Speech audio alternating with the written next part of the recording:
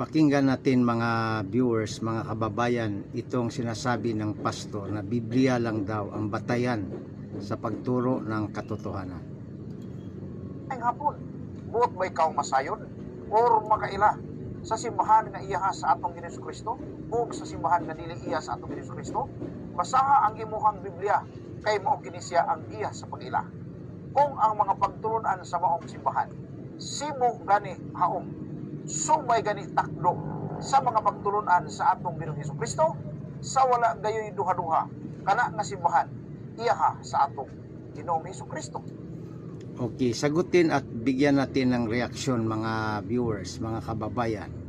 Sabi niya, pag ang doktrina daw ay tagdo o batay sa Biblia, ito daw ay totoong simbahan.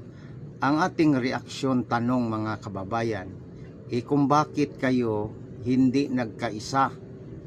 Nasabi ninyo ay galing sa Biblia at ayon sa Biblia ang inyong mga tinuturo.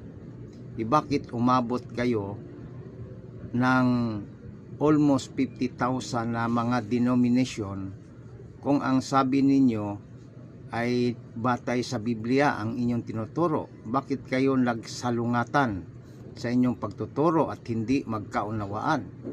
Ito ba ay nagsasabi na ang sinasabi mo ay hindi totoo?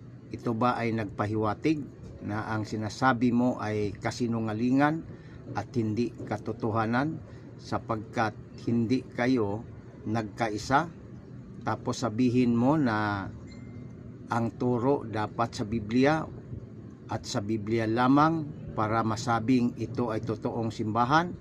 Bakit kayo nagkabahagi-bahagi sa paniniwala na iisa lang na Biblia ang inyong ginagamit?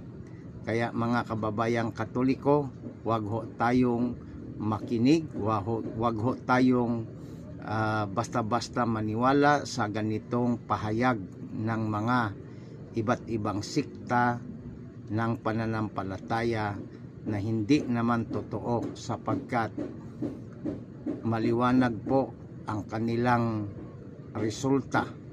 Iisang Biblia lang daw, ngunit bakit sila nagkakontrahan at hindi nagkaunawaan? Yan po ang ating reaksyon. Maraming salamat at pakishare mga kababayan.